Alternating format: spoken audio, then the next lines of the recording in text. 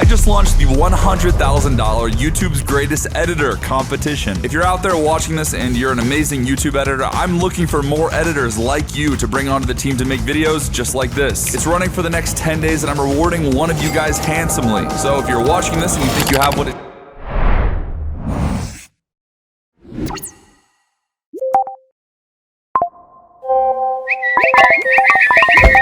Hi, Airrack, buddy. My name is Dooley. I'm the guy you're looking for.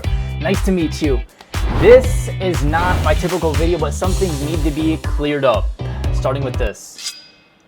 In the next video. Explain that in the next video. Until then, as you all know, I started making YouTube videos about a year ago with the goal of funding myself to medical school, and it's been a journey. Anybody who is a full-time editor, I pray that God makes it easy for you, because I know the struggle. Anybody who is a full-time student, same for you. Anybody who got a full-time job, same for you. Anybody who's doing all three, you're mental. I'm doing all three. About a year ago, I started watching this YouTuber named Airrack, and I even recreated one of his videos a few months ago. And not too long ago, he put out an editing competition. I am looking for the best editor on YouTube. If you're an editor, I am hiring an amazing YouTube editor, YouTube's greatest editor. More editor to join the smartest editing team on YouTube. With first place receiving a $100,000 salary position and a guaranteed $2,000 cash prize, regardless if he takes the position or not. Cool. I've been making videos for some time, you know, editing has been growing exponentially. Let me apply, let me compete. And it was going well until when I looked it up, I think close to 5,000 people were applying. I don't know. Furthermore, I opened the trial edit and it's maybe 30 hours of footage scattered on a Premiere Pro timeline, and we're supposed to turn it into a 2 to 4 minute intro segment for a longer video with minimal to no instructions on what to do, just more so show us your creativity. Oh yeah, and a 10-day deadline. Not impossible, just, you know, a little difficult. Coincidentally, Streamer University is going on and we're moving managers in and out of AT&T where I work. So things are a bit hectic. I get things situated at work, I go to Streamer University, film a full day worth of footage, go home, edit it in a few days, post it, and then I remember, shoot, Airrack's got the competition still going on. I check on it, there's a little over a day left in the competition. I say f it, I pull an all-nighter and I submit whatever I got of this 30-second incomplete clip. And just to stand out from the 4,000 or 5,000 applicants, I just think to myself, I take a quick picture of my late night editing and I at Airrack, and he happens to respond with, and I quote, "I want to see it." Cool. I make a trailer for it as well, and I post that and at him again, to which he responds, and I quote again, "Can't wait to watch." We're doing good. I think. We got potential. Keep in mind, this is the beginning of June 2025, and then he asked for my email, to which I was reached out to by his lead operations manager, who we'll call Bob for the sake of privacy. To hide his identity, we agreed to call him. He used the real name of the pilot as fake name, completely doxing the guy. And after some back and forth, we scheduled a call, but little did he know that I was gonna be recording the entire time. Yo, what's up? What's up, Dooley? How are you, man? I'm his operations head, so I do all the finance. We were going back and forth about where I placed in the trial edit, but my main goal was to see where I had placed in the competition. So I got some good news and I got some bad news. Bad news is you didn't win the contest, but good news is you probably would have had you finish the video, because we really liked what we saw. Damn. Do you mind if I screen record or send you the video right now? I was able to finish it. Dude, literally, that's actually what we were about to say. Like, the guy who won, I'm telling you, we like him a lot too, but the only difference between him and you is that he finished. I think, like I said, if you had finished on time, I think you would have won, TBH. Yeah, I know, 100%. It's only fair that way. And after confirming that I had gotten second place, even with that 30-second clip, is when I was offered my first opportunity. Maybe it's not clear from what I'm saying, but we would like to potentially hire you as well. I know maybe this wasn't clear from the contest or what Eric said, but we technically have 2 spots open. All right, it was nice speaking with you. Nice, you too, man. Looking forward to this. All right, thanks. This close, bro.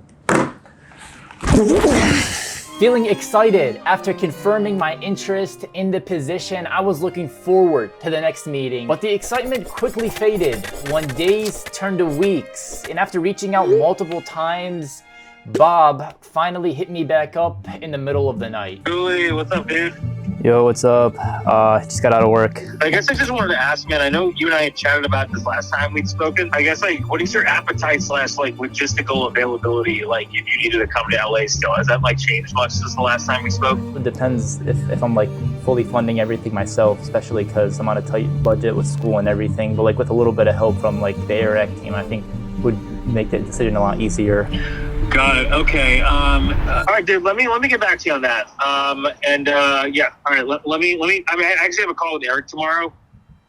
So let me chat with him about that a little bit. We didn't get much established, and it seemed like the team was uninterested every time I brought up the idea of a relocation check. I mean, we just brought a manager over from Kentucky to Ohio. We paid her 10 racks to come here. I don't think 5 to 10 grand is too much to ask for from an established YouTuber living in a mansion in LA. I mean, come on. Or if you know anyone, I'll pay you $5,000 just for introducing me to an editor that I hired. Stop the cap. Either way, after a few more days, I was then handed off to Airrack's lead editor, who we'll call Jimmy for the sake of privacy again. Completely doxing the guy. Well, what's up? There was a lot of great applicants. Yours stood out, I'll be honest. I'd say it was second from winning. If you did shit. And once again, after confirming that I had gotten second place in the competition, it seemed like they were uninterested as soon as money was brought up again. My flight there and sleep accommodations, how would that look like, especially coming out of college and full-time work? I'd be dropping everything to go over there. How would that look? I mean, well, first of all, let's say he does arrive and does family tour and makes sense. You just get here or going, I don't know about the flight, but I know let's say that, and on top of that, you have proof of business and you need to show your contract. All right, that's kind of, yeah, that's the thing. And then you do. And another big factor that caught my attention was that apparently my YouTube channel appeared to be a red flag. Would I be signing any NDAs where I'm not allowed to push my own content or something? Because Airrack was also remember him also in this position with Logan Paul and everything, and he was more than willing to help, but he also he didn't want to sacrifice opportunity. Same with Mark Rober, So is anybody working with his editor or working with him? Are they not allowed to do their own thing as well? Yeah, you would essentially not. Producing your own content and everything, that wouldn't be able to, but yeah, usually you would have full-time focus on the Airrack channel. Which is honestly hypocritical because Airrack was in the same position not too long ago when he was approaching Logan Paul. Get out there and make a young man's dreams come true. Logan, if you're watching this, I will see you soon. And he also found me off of my YouTube channel, not just as one of the 4,000 or 5,000 applicants that were applying to the editing competition, which he confirmed in our upcoming call. So the editing and the creativity behind the channel is amazing and gearing towards success, but you gotta stop that because you're a threat. I mean, that's what it's feeling like. By this time, of course, I had finished the full trial edit and submitted it to the Airrack team even though the competition was over. And Jimmy got back to me saying that he wanted me to redo the entire edit with minimal directions. It was more so just not on Airrack brand. Not exactly what I expected. A bunch of hours had already been poured into it the first time with obviously no pay. Oh, and I forgot to tell you guys how much money you get for second place. Drum roll, please. $0. You get $0 for getting second place. So it's not as motivating. We hadn't signed any contracts, nothing that was confirming my position. So I was just given a ton more work to do just to, you know, prove myself at a chance now for the opportunity that we have now been dragging on for a month and a half. Either way, I pour a ton more hours into it. I get it done, which I'll show you guys at the end of this video. I resubmit it, and then I reached out to by a bunch more Airrack members that I didn't even bother recording because we honestly were getting nowhere. By this time, I was already working on my next YouTube video, overcoming my fear of heights, and I said to myself, all right, let me show Eric that I'm for real. I mentioned him in a clip of the video, I post it, boom. His lead editor reaches out within 3 days, this time via email for whatever reason, and after some back and forth, we set up a Zoom meeting, but little did he know that I was still recording. I didn't want to risk putting the camera behind me and him seeing it, so I had it in front of me, but we started off introducing ourselves fully. Hey, Yo, what's up? how's it going, Mr. Dewey? Doing good, doing good. It's been a minute. It has been a minute. How you holding up with everything? Good, good. You know, just trying to balance full-time school, full-time work, and then YouTube.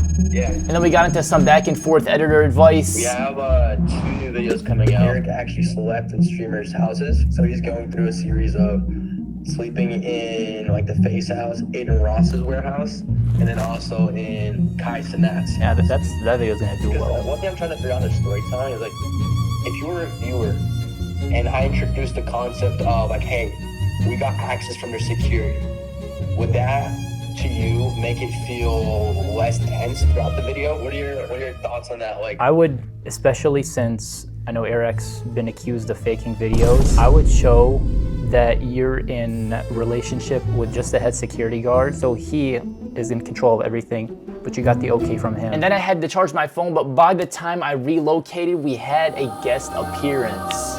dude, you worked on a trial edit. You gotta feel what it's like to edit for Airrack. You wanna meet Airrack?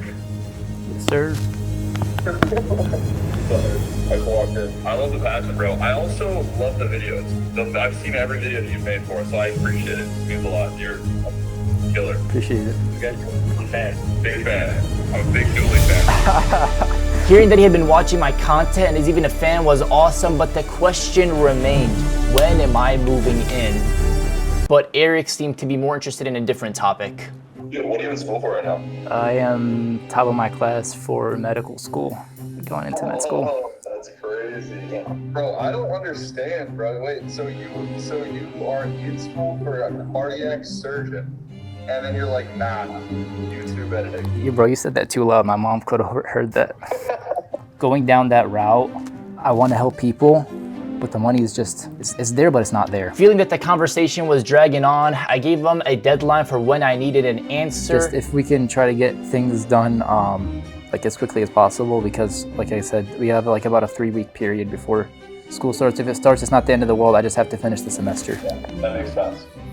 Even reassuring them that I was willing to drop out of school in a moment's notice if that was the problem. If it comes down to like you guys worrying that I'm just being a YouTuber and not being editing, like if I have the opportunity to edit for top creator, I'm gonna do it. Like I'll drop everything and go over there. So if it comes down to that. And even after hanging up, I sent Jimmy a full-length message letting him know that I was ready to leave school on a moment's notice if they thought I had commitment issues. To which I was left undelivered. The biggest thing that resonated with me was their reaction to the question of, are you passionate about making YouTube videos or specifically a YouTube editor? Wait, so are you passionate about being a YouTuber or editing YouTube? Both. I mean, right now I haven't had an opportunity to edit for anybody, and at the same time when you did your editing competition, there were other creators who like copied you pretty quickly and started doing that on what was it again? Was it WAP or something? I forgot. There were a couple of names, but like I'm saying, I didn't apply to any of them just because I haven't watched them as much as I've watched you. I was like, let me edit for this guy, and that's why I applied. It would have been different had he found me through one of the thousands of applicants that applied to the editing competition, but he found me through my videos and my creativity in creating content. All right, I have to jump out, but dude, great to meet you. Yeah. Great to meet you as well, bro. And it's extremely hypocritical, as I mentioned before. I mean, he was standing in the same position not even 5 years ago with Logan Paul and was disappointed when he didn't take him seriously. Understood. I'm well aware of the expectations that are going to be upheld when editing for a large-scale YouTuber. You could have at the very least been like, hey, I know you make content. That's where I found you. But when you're editing with us, our videos are top priority, and then you can do your thing just like a lot of other people on the channel are doing. And either way, I'm not going to be on screen with you, nor is there a credit section for your videos for me to be even getting exposure off your channel. It's more so you're just looking for people to hurtle into your basement and work them to death, just like you said before that you ran through multiple teams. Went through 5 different versions of the team. You're making content for 5 years and you ran through 5 editing teams. Like, if commitment was even an issue on my end, the average work time for your people is a year. You're working them to death. So I don't understand what the issue is. I feel it's more so that you're afraid that I'm gonna be able to capitalize on an opportunity that I'm given. Like I said, when editing for somebody else, I understand that prioritization is gonna go to their channel first, but you completely want to cut me off because I'm a threat. But hey, I mean, you said it best when Logan wasn't interested in working with you. This channel is not like a Logan Paul fan channel. That has been the topic of a couple of these videos. Now that we have seen like they don't have any interest, next. We see that the Airrack team isn't interested. Cool, next. This isn't an Airrack fan page. If anybody was wondering, I did try to follow up with Jimmy, to which he left me undelivered. So did Airrack. Fast forward to now being in December, the conversation is reignited, now wanting to hire me as their creative director. And I've sent this 5-hour-long form explaining various data points and coming up with new video ideas for the Airrack channel. And like an idiot, I was exploited and then left undelivered. I'll explain this in the next video. So long, Airrack, buddy. I know you don't got time to respond to a text, but I'm sure you'll be watching this video. And if you guys did want to see the final submission for the trial edit, it's going to play right now. If it's not, it means that Eric probably filed a lawsuit against me and had me remove it.